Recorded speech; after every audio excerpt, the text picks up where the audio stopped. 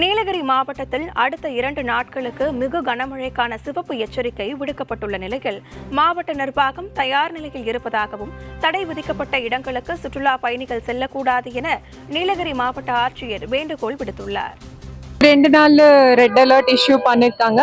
ஐஎம்டில இருந்து சிச்சுவேஷன் மொத்தமா வந்து மேல ரெவென்யூ டிபார்ட்மெண்ட்ல இருந்து டிசாஸ்டர் மேனேஜ்மெண்ட் டிபார்ட்மெண்ட்ல இருந்து சிஆர்எஸ்ஆர் மானிட்டர் பண்றாங்க.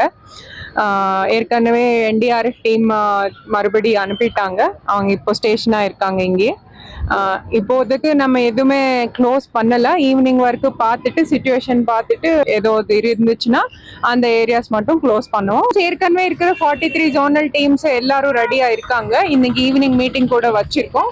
எல்லாருக்கும் இன்ஸ்ட்ரக்ஷன்ஸ் கொடுக்கும். பப்ளிக்கு ஒரே ஒரு ரிக்வெஸ்ட், எல்லா லோக்கல்ஸ்க்கு நல்லா தான் தெரியும் எங்க நிக்க கூடாது, எங்க போக கூடாதுன்னு.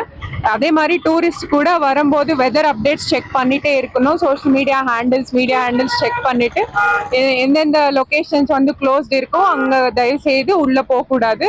பெரிய பெரிய ட்ரீஸ்க்கு கீழே பார்க்கிங் அது பண்ணிட்டு நின்னக்கூடாது.